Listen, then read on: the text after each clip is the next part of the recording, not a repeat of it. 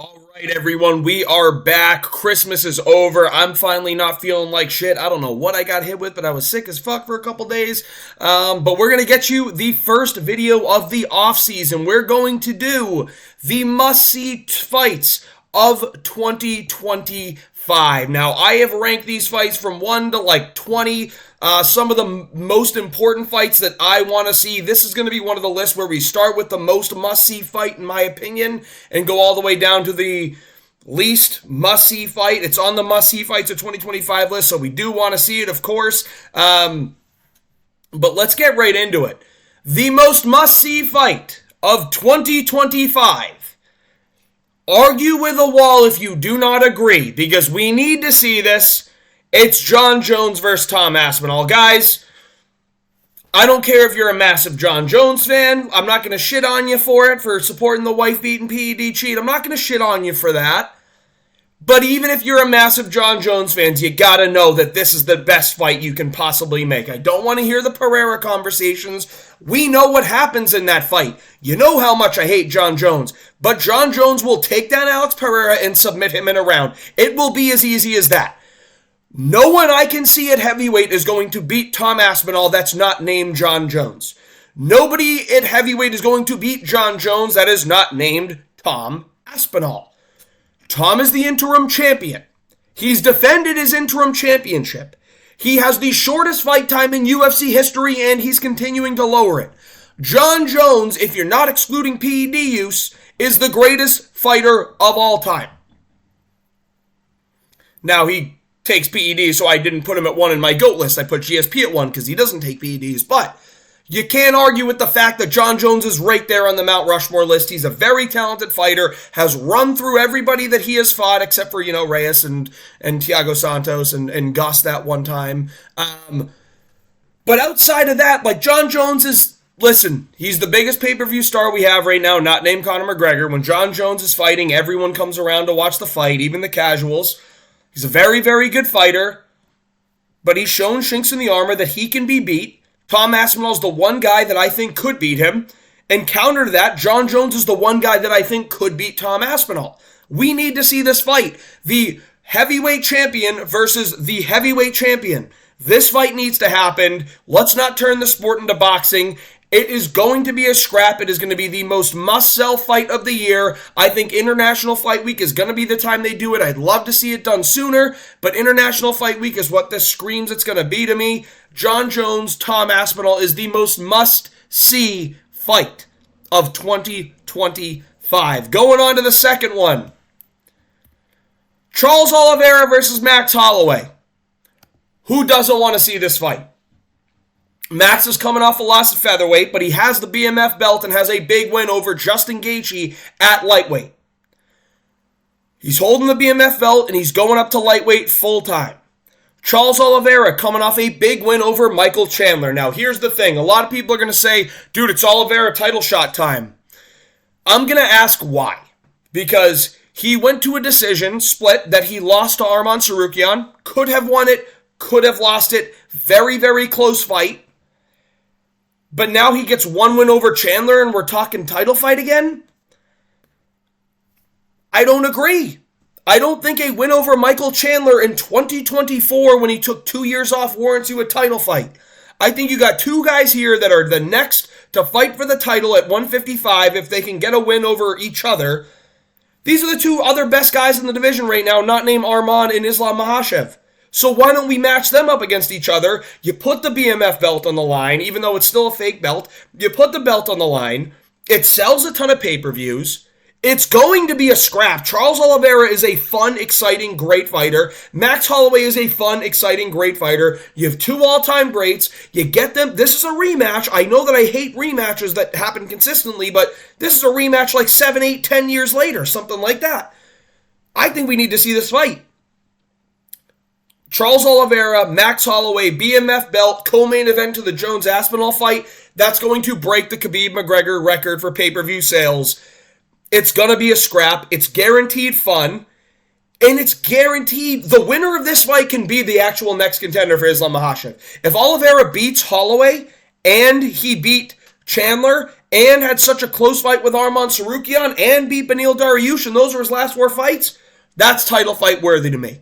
Especially even if you got dominated in the first fight by Islam Makhachev, which he did. There wasn't a moment for Charles Oliveira. He got dominated. That is what is worthy of a title fight. I love Charles Oliveira. I don't want to just immediately feed him to Islam Makhachev so he can get submitted or dominated again in a fight. Let's not see that. Let's see him get another win against a better contender like Max Holloway than he fought against Michael Chandler. And for Max Holloway, dude, this is a great fight going up to lightweight. You've already fought and you beat Justin Gaethje, who's at the top of the rankings. I don't necessarily want to see the Poirier fight again because that's a guy that's going to retire. I want to see him against a guy that's going to stick around in the sport for a bit. That's Charles Oliveira. Charles Oliveira is also coming off a big win, and these are 2 of some of the biggest fan favorites in the UFC, period. Match them up against each other. It'd be a sick fight. Guaranteed scrap, 5 rounds, BMF belt. Make it happen. This fight is going to be an absolute dogfight. Second most must-see fight of 2024. 5. Third, and this could arguably be second, but there is a fight that comes before it. DDP versus Chimaev needs to happen, guys. I think DDP is going to run through Sean Strickland, and I think Chimaev is going to be sitting waiting for his title shot, which I think he should. He choked out Robert Whitaker in a round. He should be waiting. He's next for the title. Or the title is next for him. I don't want to say he's next for the title because obviously Strickland is. But I think Strickland DDP is going to be DDP beating Sean Strickland, probably getting a finish. I think DDP is going to be able to read Strickland's style, and I think DDP is changing his style continuously to add new elements and mixing things up more, where Strickland's just the same jab and a teep that he's always been. It's worked for him. He's very good. He won a world title with that. He arguably beat DDP with that style as well, but he's not going to be adding anything to the style. We know that from Sean Strickland, so nothing new is coming at DDP. I bet DDP is working on different things that are specific to Sean Strickland, and that he's trying to practice to get ready for his Khamzat Chimaev fight, which would be inevitable. I think DDP versus Chimaev is the fight that most people want to see. Khamzat Chimaev, we've been waiting for him to get his title shot. Even though he's super inactive, even though he can only fight in certain parts of the world, I do think it is time for his title shot. DDP is a guy who is undefeated in the UFC, and if he gets through Strickland again, which I believe he does, it's going to be massive hype. DDP, Khamzat Chimaev, title fight. Khamzat finally gets his title shot. DDP goes against the most dangerous contender he's possibly fought. And if DDP wins, this literally puts him in GOAT status at middleweight. Going over wins like Israel Adesanya by finish, Robert Whitaker by finish, Strickland twice by decision or a decision and finish. And then Khamzat Chimaev, that's the greatest run in middleweight history. You can't deny it. The greatest run in middleweight history, guys. I don't want to hear everyone saying, well, Anderson Silva beat Chris Lieben and then Forrest Griffin. No. None of those guys. Anderson Silva doesn't last 2 seconds with Khamzat Chimaev. That's a guarantee. Dricus stands a chance. Khamzat's going to be the favorite going into that fight, but Dricus in his physicality is going to pose a tough issue for Khamzat. This is a fight that are of 2 very evenly matched guys, super skilled, super talented, super tough, durable, physical. This is a middleweight title fight that we've been waiting to see. Will be one of the highest selling fights because of the Chimaev name, and then if DDP gets through it, you know he's talking all that shit at the press conference. It's going to be a sick press conference. He might make Khamzat cry, like he always makes people cry. This is the one, dude. DDP Khamzat needs to happen. Moving on. We're going to get through these other ones a little bit quicker now because I talked about the 3 most important. We'll probably go through some that will take a little bit more time on some of these top ones, but as we get later in the video, they're going to get quicker. Don't want to keep you guys here for a fucking hour doing this. I know you got places to be and things you want to do. You might want to jump in a zombies game, right? It is what it is. Topuria and Makhachev's got to happen. Got to happen at some point. Listen, I get it. We're going to get an Ilya Topuria fight for the middleweight title, for the featherweight title. I'd like to see Ilya be more active this year, if I'm being honest. If he wants to retire at 30, give me a win over a Diego Lopez. Give me a win over a Movsar Evloev / Alexander Volkanovski winner. Whoever wins a fight between the 2 of them. And then the last pay-per-view of the year, or in Saudi Arabia, not Saudi Arabia, or in Abu Dhabi in October, if you can turn around and make that. If we see, here's how I make this out for Ilya Topuria. March, pay-per-view, headline it, knock out Diego Lopez. Then, in June or August, I honestly say June, turn around, make a fight against, or or beat the winner of a Alexander Volkanovski, Movsar Evloev. Then take on Islam Makhachev in Abu Dhabi in October in a title fight for double champ status. Islam Makhachev at that point will have what I would expect to be a win over Arman Tsarukyan, even though that's a difficult fight. Maybe he all of a sudden gets active for the first time in his career, and he turns around to make a fight in May over another budding contender like a Max Holloway or Charles Oliveira win or something like that. A Hanato Moicano if he comes off a big win. And then you get a Toria versus Makhachev matchup. This is a matchup that's dangerous. Both are the only two guys that I can see beating each other. The only guy that I think that I would actually take over Islam Makhachev is Ilia Topuria. The only guy that I would ever take over Ilia Topuria is Islam Makhachev. This makes all the sense in the world to me. You have the opportunity to create the GOAT with either of these two. You do. Insane knockout power, great wrestling. Insane wrestling, good striking. Great striking, honestly. It's getting better. This is such an intriguing matchup, and you're going to have what will probably be the number 1 pound for pound versus the number 2 or 3 pound for pound at the time. Sick fight. Topuria Makhachev gotta happen at some point. Now, they need to do their work in their division for the first half of the year. But in that back half of the year, one of the last pay-per-views of the year, Islam Makhachev versus Ilia Topuria will be an absolute blockbuster fight. We'll move on again. I don't know why this fight is not booked. I love Alex Pereira, and I hate Magomed Ankalaev. Don't get me wrong, I fucking hate Magomed Ankalaev. But, dude, it has to be Ank versus Pereira. It literally, there isn't anyone else that I want to see Pereira fight until he fights Ankalaev. I'm going to say that as it is. I don't like Ankalaev. I don't want him to be champion. But I actually think Pereira can beat him. I'm actually going to pick Pereira to beat him if they fight. But this has to happen. I don't want to see Pereira fight another rematch against a Jamal Hill before he... Listen, a Jamal Hill rematch is great if Jamal knocks out Yuri Prochazka, but that comes after he fights Magomed Ankalaev. Should be as simple as that. I don't want to see him fight a surging contender in Carlos Ulberg with wins over Volkan Ozdemir and Jan Blachowicz. No!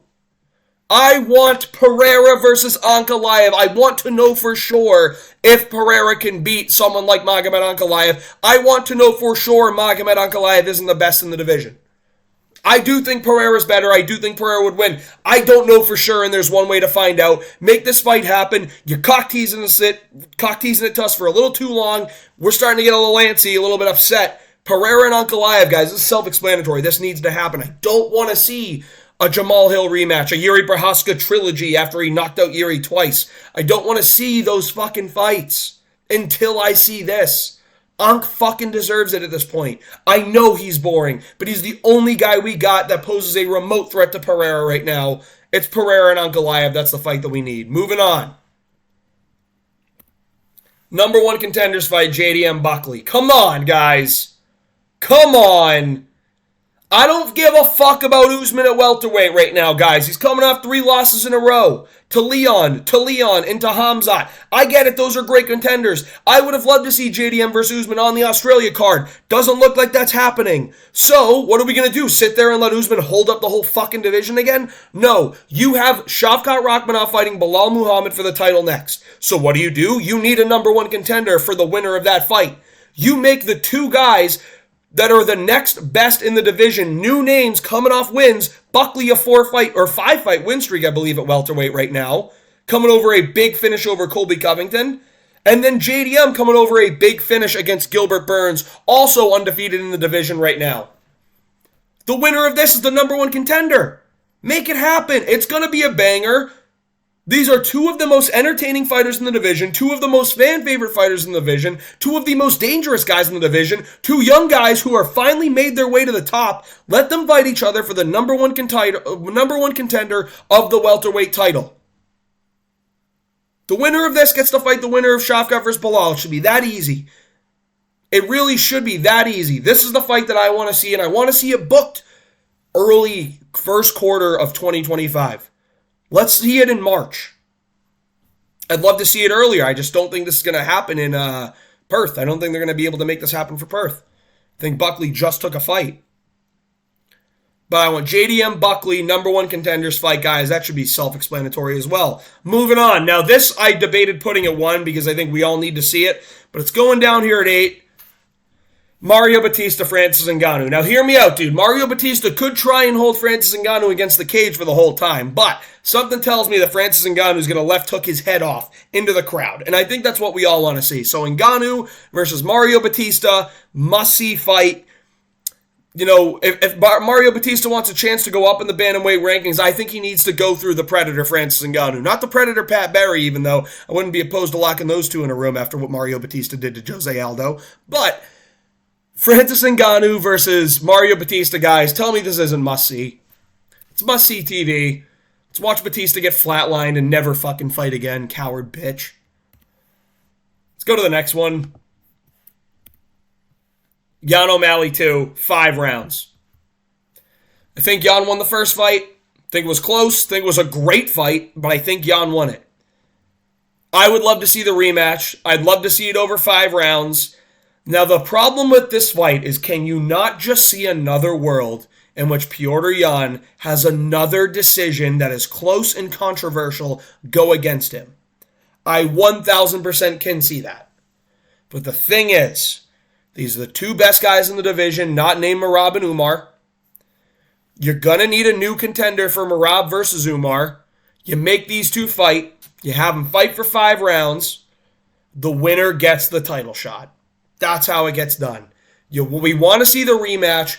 It's going to be a fun fight. It's going to be an exciting fight. A clash of great styles. Technique off the chart. Skill off the chart. Name value off the chart. Listen, I get it. Petr Yan isn't this massive media star, but the hardcore fans, the real MMA fans, everybody knows Petr Yan. Everyone tunes into watch Petr Yan. Everyone loves Petr Yan. Sean O'Malley's the megastar, man. He's the guy that brings in a lot of the names. He's got the fun fight style also, along with Petr Yan, of course. He's going to bring in name value, help sell those pay-per-views as well. This sells itself. Petr Yan, Sean O'Malley 2 has to be 5 rounds. We cannot get cucked with 3-round bullshit on this sick fight. The 9th fight. It hasn't been booked, but I want to see it at some point. Because I think... Now, Kai Kara-France Manel Cap needs to happen, guys. There will be bad blood. This will be an insane press conference. This is a high-level flyweight fight. Now, I know that we're getting Manel Cap versus Brandon Royval. The winner of that will get a title shot against Pantoja, but that makes me think that Pantoja's already got a dance partner kind of waiting around, and they've made their decision. I think because we're not seeing Manel Cap versus Kai Kara-France, it's going to be Kai Kara-France versus Alessandro Pantoja for the flyweight title, and then Manel Cap versus Brandon Royval gets the winner. Now, if Royval beats Manel Cap and Alessandro Pantoja beats Kai Kara-France, then you make this fight anyway. It's the loser versus the loser. Sells a bunch of pay-per-views. It's going to be a sick fight. It's marketable. If both win, you have this fight. Now, if one wins and one loses, it gets trickier, right? But one way or another, this fight needs to happen at some point. I think Manel Cap will beat Brandon Royval. I think he's going to be very fast, very quick. It might be sketchy for Brandon Royval. He might not be able to wear some of the shots on the chin. I think Kai Kara-France, of most of the guys in the division, has the best chance at Alessandro Pantoja because of how good his counter grappling is and how powerful and fast he is.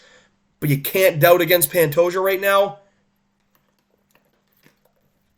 So while I do think Cap will beat Royval and get the title shot after Kai Kara-France against Alessandro Pantoja, I gotta say, dude, I think Pantoja beats Cap, and then that sets up a Kai Kara-France versus Manel Cap fight for maybe at the beginning of 2026 or right at the end of 2025. But this is a fight that we need to see, guys. There's bad blood, sick, fun styles. This is what the flyweight division is about, is this kind of fight. Scrappers, strikers, speed, tenacity, showmanship. This is going to be a sick fight. Bad blood, Manel Cap, Kai Kara-France. I'm dying to see this fight, guys. Moving on. I don't think this is going to happen. But tell me this isn't a great fight to make right now, man. Figgy going down in weight after... Dude, he's 3-1 at bantamweight. Only guy he lost to was Petr Yan, one of the best guys at bantamweight. He dominated Rob Font. He dominated Cody Garbrandt. He dominated Chito Vera. That's what I'm saying, dominated. He knocked down Chito Vera, and then he got dominated by Petr Yan. Pantoja's beaten everyone. The only way you can beat Pantoja, I think, is with nuclear power. That's what Figgy's got.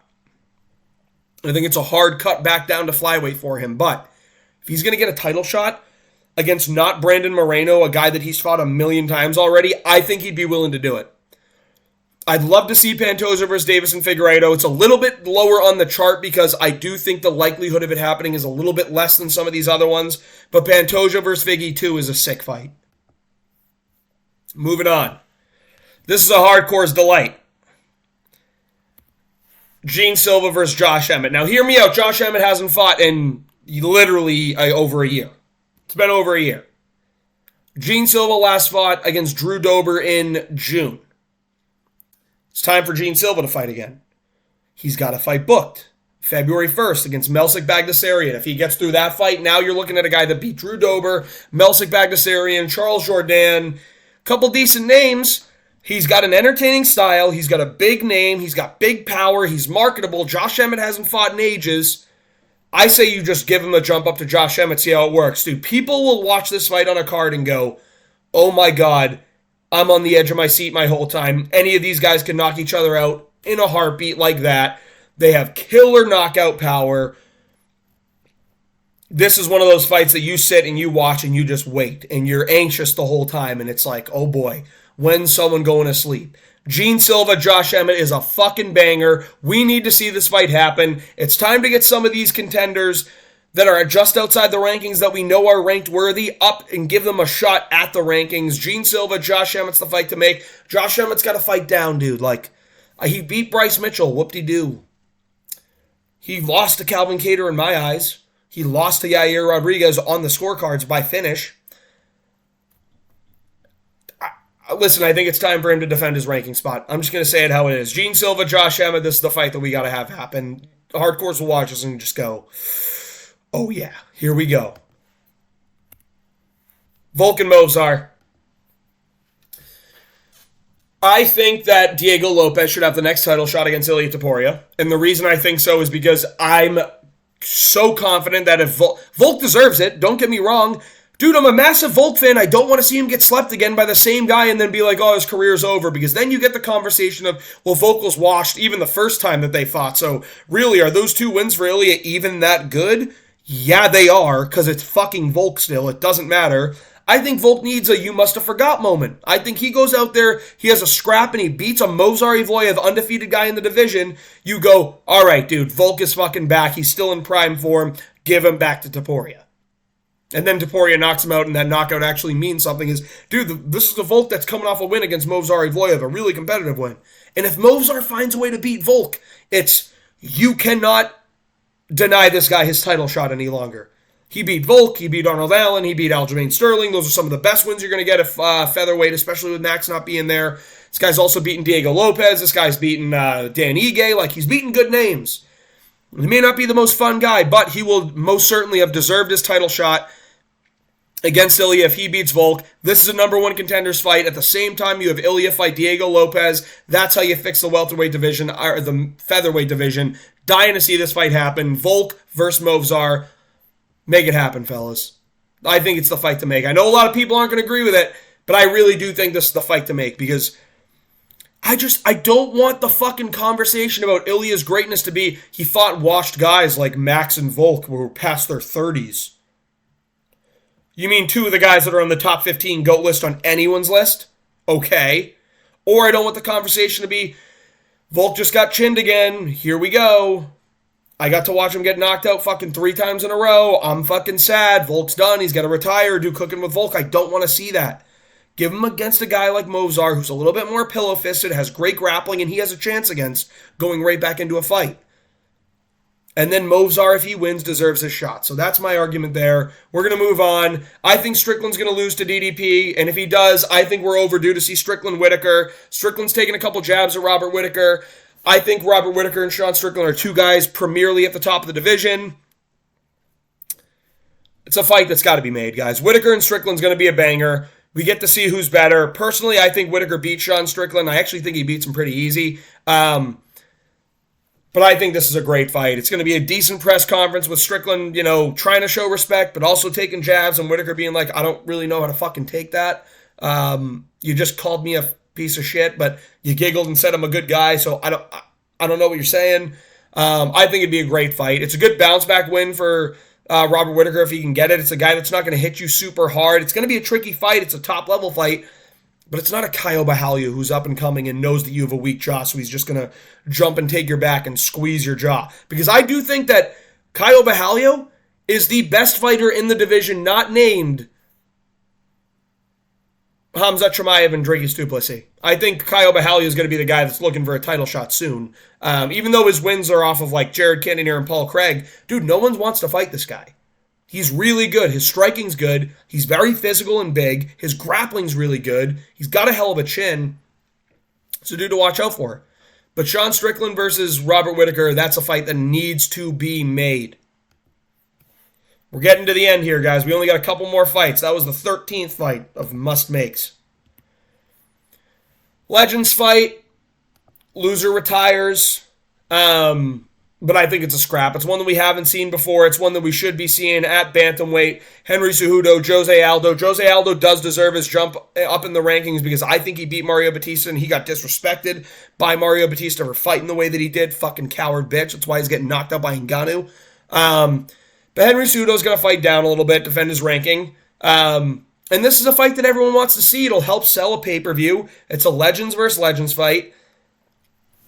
And it's a great one to make. Cejudo versus Aldo. Let's see it happen. And I don't think Cejudo will hold him against the cage. I know Cejudo will try and grapple, but I don't think Cejudo will hold Aldo against the cage, especially because he walked up to Mario Batista on camera, called him out and said, nah, dude, I'm not giving you a fight. I don't want you to make it boring. You gotta make me want to fight you. Like, you never doing that shit to me, man. Like, respect to Cejudo for doing that.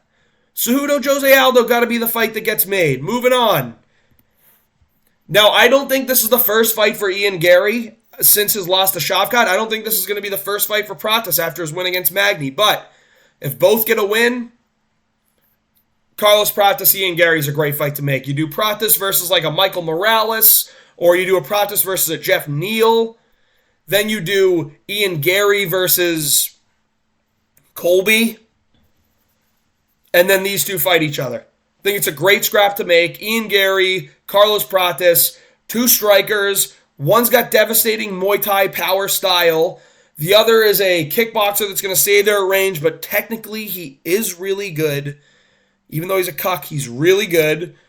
This must have been back when he was still, eating fucking meat, not like a bitch. Rosenstrike Almeida, he might have still been eating meat at this point. He might not have been on a soy diet from the guy that's, piping his wife out while he sits in the corner and watches. Brutal. Just taking brutal shots at Ian Gary here. Fuck the guy. I don't care that he took fucking Shavkat's back. I don't like him still. Carlos Pratis, Ian Gary. Sick fight to make. We'll see it at some point. These are not each other's next fight, but with one more win on each, it is their next fight. BoNichols and Brendan Allen, I think, is a good fight to make. They're just going to give BoNichols a jump up into the rankings soon. I think Brendan Allen is actually going to lose his fight to Anthony Hernandez, which will bring him down to like 11 or 12 in the rankings. If he wins, great. He gets to kind of stay where he is, and then maybe BoNichols versus Anthony Hernandez is the fight to make. But I think it's going to be Brendan Allen losing to Anthony Hernandez at some point this year, and then BoNichols is going to get a shot at Brendan Allen after that. Would love to see it happen. See the grappling scrambles would be good. I think Brendan Allen could make BoNichols either stand up on the feet and we get to see how it actually works against a guy with talent on the feet. Or we see BoNichols absolutely ragdoll Brendan Allen like nothing we've ever seen before, like we've seen nobody do to Brendan Allen, and find a way to get a win, which would be very impressive. So BoNichols, Brendan Allen. Moving on. Chandler versus Colby is sick. Now, Chandler versus Ian Gary is even better. But I think Chandler and Colby's a good fight. I'm sorry, Colby versus Ian Gary is even better. But Chandler versus Colby's, I think Chandler's going to want to go up to 170 soon. Now, it is likely that we are going to see Michael Chandler versus Paddy Pimblett. I think after Chandler fights Pimblett and people realize that Pimblett's actually pretty decent and he ends up finding a way to beat Michael Chandler. That's right, I think Pimblett's beaten Michael Chandler. I'm telling you guys right now. Chandler got subbed by Poirier. I know he didn't get subbed by Oliveira, but dude, he's going to get subbed by Paddy, and Paddy is very physically big and strong for the weight class. So just keep an eye on that. And Chandler's not that good.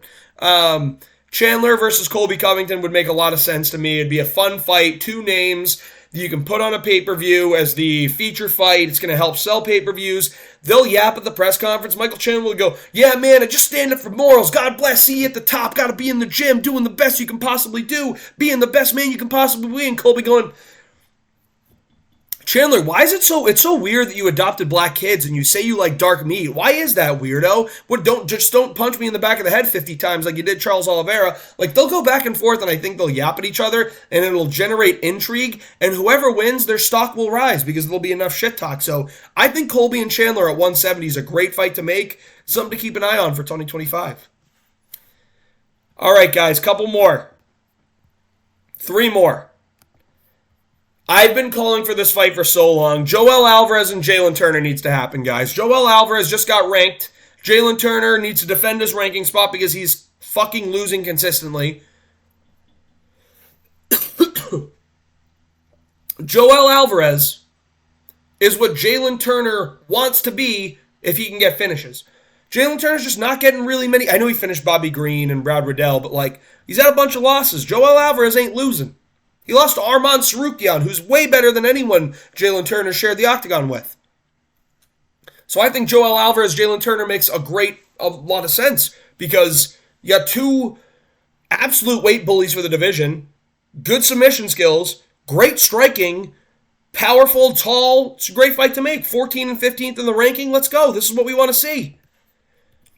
Peyton Talbot versus Cody Garbrandt. I think Peyton Talbot's going to get a big win this weekend on UFC 311 on January 18th over Ronnie Barcelos. He's a minus 1,500 favorite, which is fucking crazy, by the way. It's more than Umar was a favorite. Crazy. But I think Peyton Talbot's going to beat Ronnie Barcelos. I think it's going to be a little bit trickier than most people actually think it's going to be. It's not going to be a 18-second knockout like it was Giannis Kamori, but I think it sets up a Cody Garbrandt fight well. Listen, we wanted to see Cody Garbrandt versus Sean O'Malley at some point. Cody Garbrandt will yap. We wanted to fight an up-and-comer. Listen, let's just give him the Sean O'Malley 2.0 and Peyton Talbot here. Let's give him even zestier Sean O'Malley.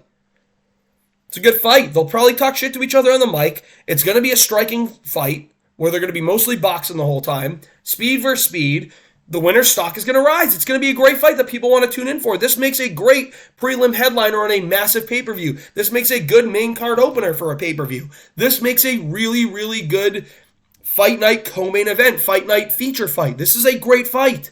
Make it happen. And lastly, I'm sorry, guys, I put one on. Here I am. But I think that Kayla Harrison's going to beat Juliana Pena easy, and then I want to see Amanda Nunes come back and show her that Kayla Harrison is not that good.